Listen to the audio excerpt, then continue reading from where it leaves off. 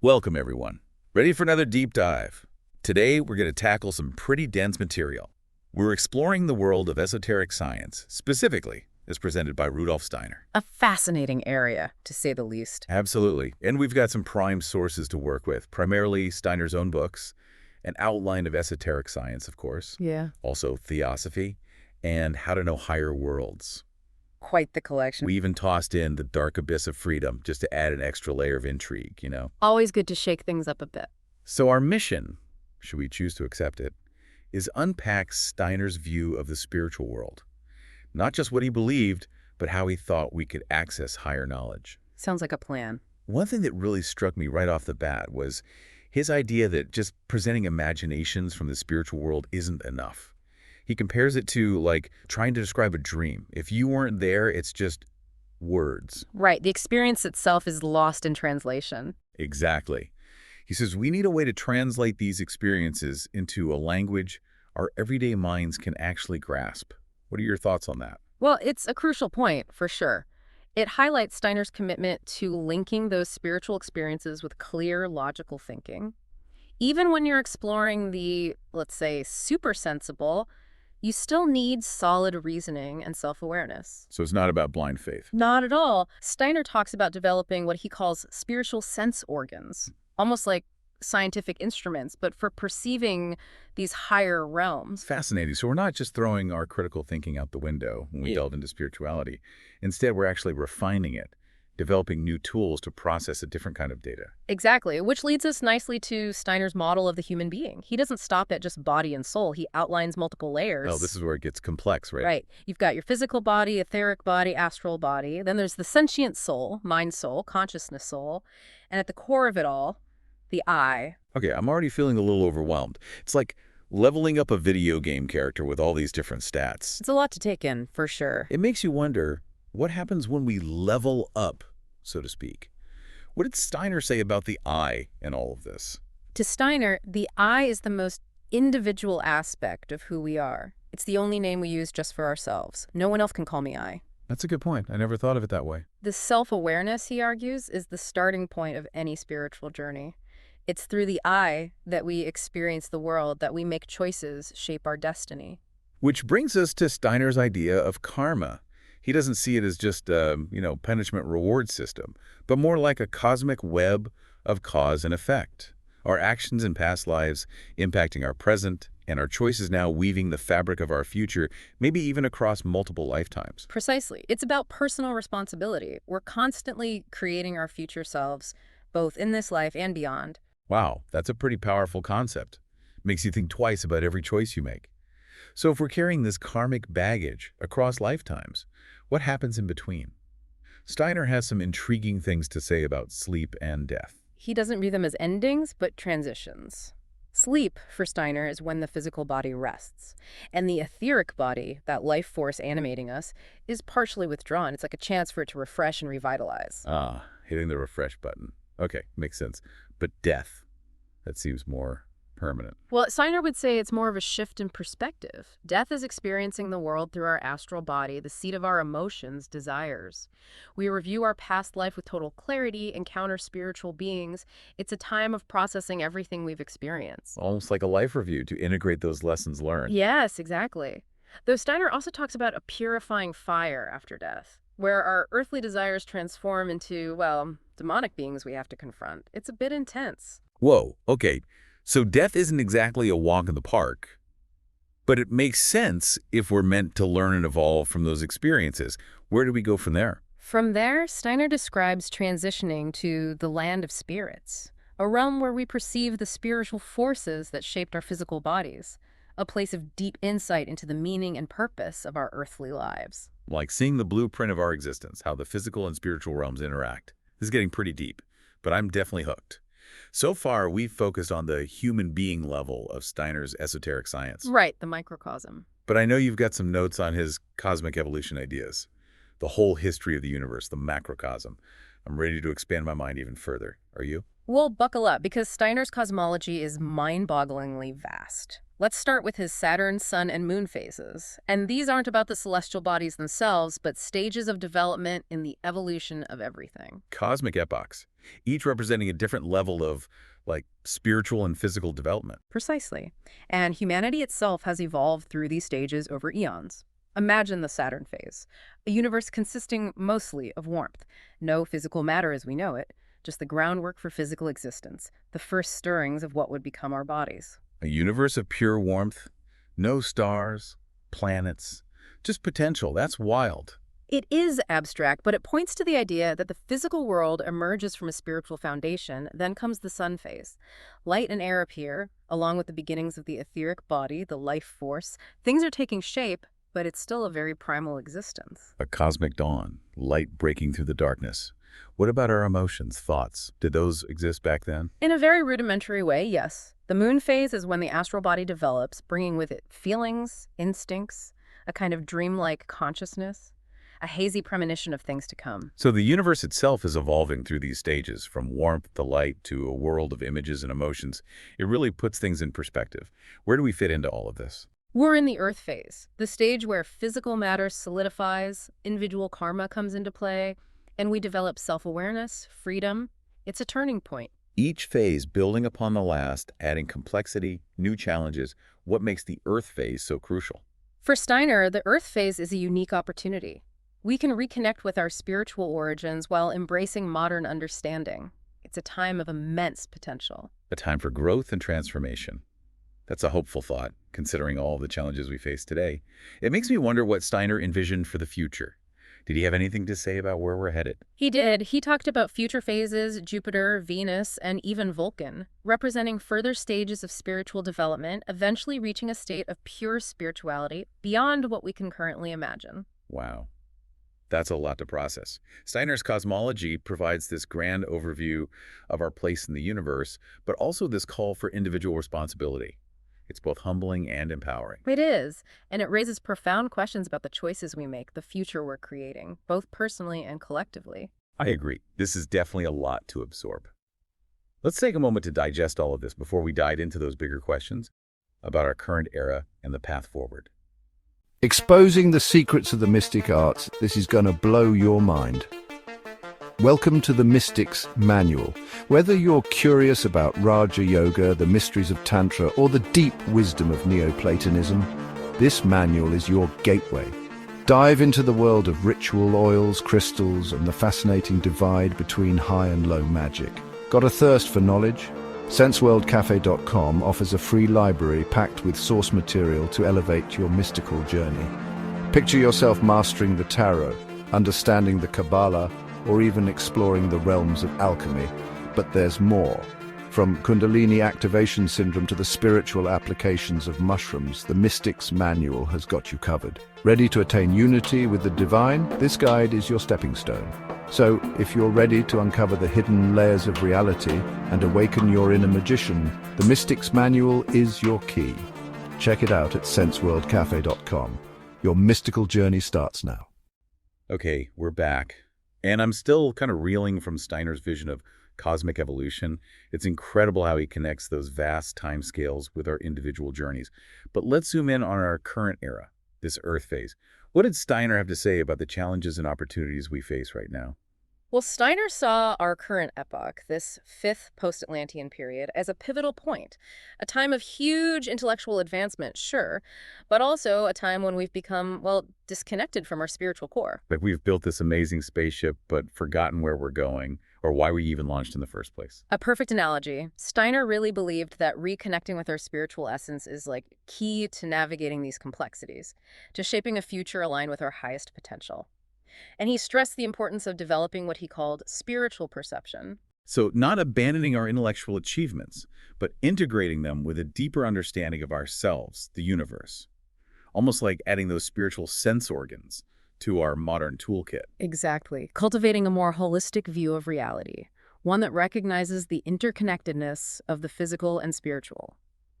And he saw this as essential for addressing the challenges we face, both individually and as a society. It makes me think about all the talk today about mindfulness, consciousness, finding meaning in this tech-driven world. Steiner was ahead of his time in a lot of ways. He was a visionary, no doubt, and he wasn't afraid to tackle the darker aspects of our era either. He talks about the Luciferic influence, this force that brought us freedom, individuality, but also the potential for egotism, the misuse of knowledge. That cosmic malware we mentioned earlier. Not inherently bad, but definitely some vulnerabilities there. Exactly. And Steiner suggests this vulnerability led to the downfall of the Atlantean civilization, misusing spiritual knowledge for selfish ends. A cautionary tale, especially now, with all the powerful tech we're developing. Makes you think about the ethics of it all, using our knowledge wisely. So, if the Luciferic influence presents this challenge, what's the counterbalance? What does Steiner propose? He pointed to the Christ event, not just a historical event, but a cosmic turning point. For Steiner, the being who guides humanity's development descended into the physical world, into the astral body of Jesus, to offer a path to transformation, a new impulse for human consciousness. Like the game designers sent down a powerful avatar to help us level up, overcome those challenges. That's a powerful image. Makes you think about the choices we make, not just for ourselves, but for humanity's evolution. Exactly. And Steiner believed this Christ impulse is still active, offering a path to spiritual awakening, to a more compassionate, just, and sustainable world. It's interesting how he links individual transformation with societal evolution. They influence each other. Makes you think about the ripple effects of our actions, the potential we have. Absolutely. And Steiner even went further, suggesting that our current era is paving the way for a future sixth cultural period, one where moral knowledge would be as certain as scientific fact. Whoa, moral certainty alongside science. That's almost sci-fi. How did he see that happening? Through dedicated inner work, cultivating our spiritual faculties, aligning our actions with higher principles.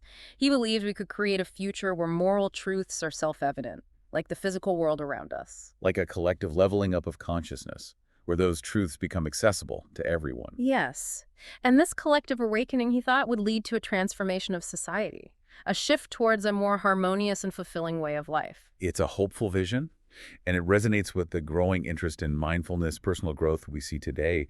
Maybe we are on the verge of a major leap. It's certainly possible, and Steiner's work offers a roadmap, a way to navigate these times. He provides techniques, practices for developing our spiritual faculties, aligning ourselves with this evolutionary impulse. Speaking of techniques, I'm curious about what Steiner proposed for individual development. What did he emphasize in terms of practical methods? He was a strong advocate for what he called esoteric training. Disciplined thinking, selfless devotion, specific exercises to awaken those spiritual sense organs. So not just reading books, having intellectual debates. It's about active inner work to transform ourselves, our perception. Precisely. Steiner saw esoteric training as a path to knowledge that goes beyond intellect. It's about direct experience, cultivating the capacity to perceive the spiritual world firsthand. Sounds challenging, but incredibly rewarding. What kind of exercises did he recommend? He emphasized practices like meditation, visualization, and contemplative study. He also talked about developing a spiritual ear to perceive the inner word, a realm of spiritual truths accessible through focused attention, inner stillness. Sounds like a journey of self-discovery, one that requires both intellectual rigor and a willingness to explore the depths of our being. It is, and Steiner believed this journey is essential for fulfilling our potential as human beings, contributing to the evolution of consciousness on a global scale. It's inspiring to think that we have that power, to shape our own destinies, but also the future of humanity. Makes me want to delve deeper into these practices, explore what's possible. I understand that feeling, and Steiner's work offers a wealth of guidance for those seeking to embark on this path. It's a journey that requires courage, dedication, and an open mind. This deep dive has been eye-opening. I'm starting to grasp the depth and complexity of Steiner's esoteric science and the potential it holds for both individual and collective transformation. But I think we need a moment to digest all this before we explore the practical implications of his work. What do you think?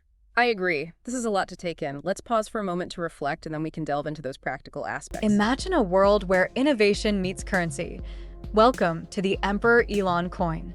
Inspired by Elon Musk's groundbreaking ventures, this coin embodies the spirit of progress. Picture transactions powered by Tesla technology, fueling a community that thrives on creativity and collaboration. With every digital exchange, we're not just trading. We're building a future filled with rockets soaring to Mars and cities that redefine sustainability. Join a movement where memes become milestones and every holder is a pioneer in this electrifying journey. The Emperor Elon coin isn't just a currency, it's a revolution in how we think about value and community. Wow, we've really journeyed deep into Steiner's esoteric science. From the layers of the human being to the vastness of cosmic evolution, it's clear he had this, grand vision of the spiritual dimension. But I'm really curious about the practical side of it all.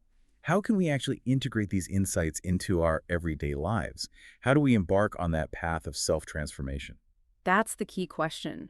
And it's where Steiner's work truly shines. He wasn't just a theorist, he was all about providing practical guidance.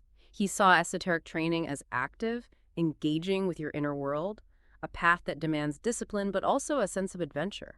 It's like we've been given the map to a hidden treasure, but we still have to make the journey, face the challenges along the way. So for those starting out, what are some key practices Steiner recommended? One of the foundational practices is disciplined thinking. Steiner believed that clear, focused thinking is absolutely essential for navigating the spiritual world and for avoiding those pitfalls of illusion, self-deception. So it's not about shutting off your brain or just accepting things blindly. It's about sharpening those mental tools so we can see reality with more clarity, discernment. Precisely. And this kind of thinking isn't just about analyzing or problem solving. It's cultivating a quality of inner stillness, attentiveness, observing your own thoughts and feelings without judgment. Sounds a lot like mindfulness, which is so popular these days. There are definitely parallels, but Steiner goes a step further, suggesting exercises for thinking with the heart, combining intellectual rigor with empathy, compassion.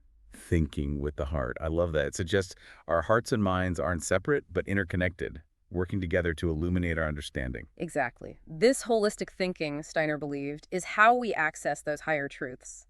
It's how we live a life aligned with our purpose. So it's not just about knowledge or psychic powers. It's about cultivating a way of being that reflects our spiritual nature. Precisely. And he offered various practices to support this transformation: meditation, visualization, contemplative study. Let's explore those a bit. What about meditation? What does Steiner emphasize there? For Steiner, meditation was a key to unlocking the hidden potential of consciousness. He taught different techniques to cultivate inner stillness, strengthen willpower, and develop focus. Were there specific methods he recommended? One he emphasized is concentration meditation. Focusing intently on a single object or concept could be a flower, a candle flame, or even an abstract idea like love. Training the mind to stay present, to resist distractions. Yes. And Steiner believed consistent practice leads to profound insights, a deeper understanding of ourselves and the world. What about visualization? Did he incorporate that into meditation? He did. Visualization for Steiner was a powerful tool for inner transformation, for aligning ourselves with those higher forces. He taught specific techniques using symbols, archetypes to evoke certain qualities, energies. Almost like using guided imagery to access deeper levels of consciousness. There are similarities, but Steiner went beyond just mental pictures. He emphasized engaging all your senses in the visualization. Not just what you see, but the sounds, smells, textures, even the emotional feel. Creating a fully immersive inner experience, engaging your whole being. Exactly. And Steiner believed this immersive visualization can deeply impact your physical, emotional, and spiritual well-being. It's fascinating how he blends these practices. Thinking, meditation, visualization, a comprehensive approach to inner development. And what of contemplative study? Where did that fit in? Steiner was a prolific writer and lecturer, and he really valued studying spiritual texts and teachings.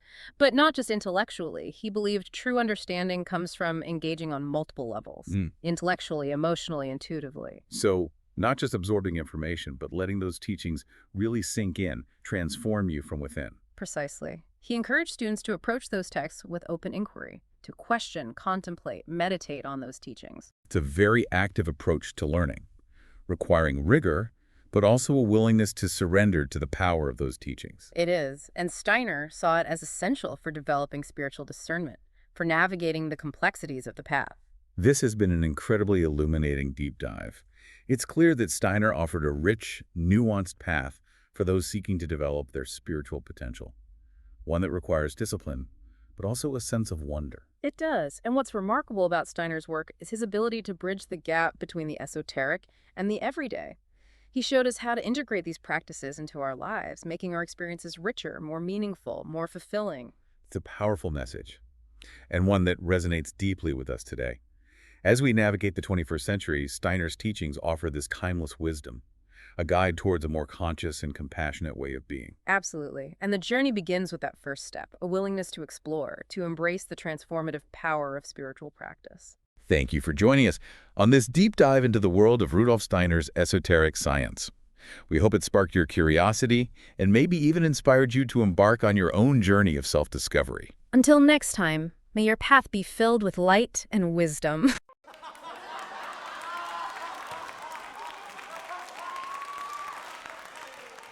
In a world on the brink of chaos, where billionaires race to Mars and the streets are littered with rotting zombie flesh, one memecoin arises to save us.